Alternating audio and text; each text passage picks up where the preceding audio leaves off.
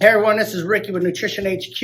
I want to come to you today and talk about the FDD. So I did a video a few weeks ago about our FDD updates, and I got a lot of questions about what is an FDD, what does it consist of? Your FDD is governed by the FTC, Federal Trade Commission. It stands for Franchise Disclosure Document.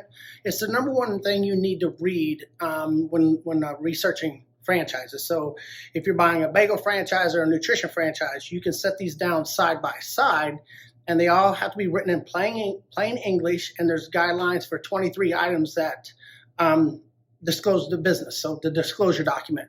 I'm going to touch on some of the main ones. The main thing is when you get this document, there's a 14-day rule where you cannot exchange money or do anything binding from the day that you sign the receipt page, which is actually item 23, and I'll discuss that. So I'm going to hit some of the main points of the 23 items. Item number one is your franchisor.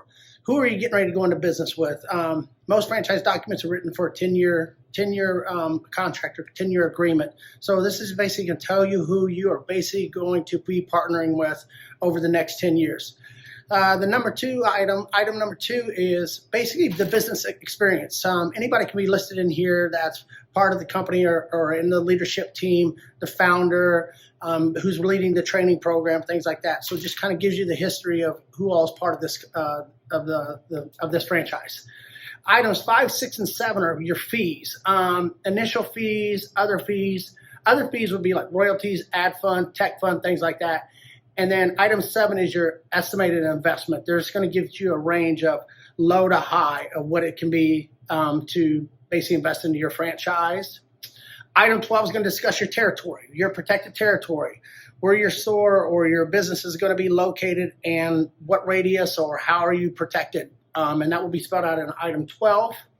Item 19 is very interesting because that is your financial performance. How is the franchise financially performing? I was just on an SBR webinar a couple weeks ago, and they said the SBA is not even looking to finance anybody purchasing a franchise that does not have their item 19 disclosed. So that's a good one to look at, and that's the one you'll hear mentioned probably more than anything is item 19, and then your initial investment. And then back to item 23 is your receipt page. That is what you're going to sign once you receive your FDD, and then that's when the timeline starts. So you got to have 14 days in between there before you can exchange money or do anything binding. Signing this page is not an obligation. This is basically just saying, hey, I received the FDD.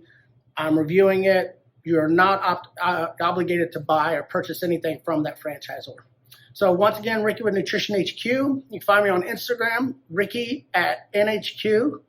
Or I'm sorry, Ricky NHQ, or you can email me at ricky@nhq.rocks. Talk to you soon. Thank you.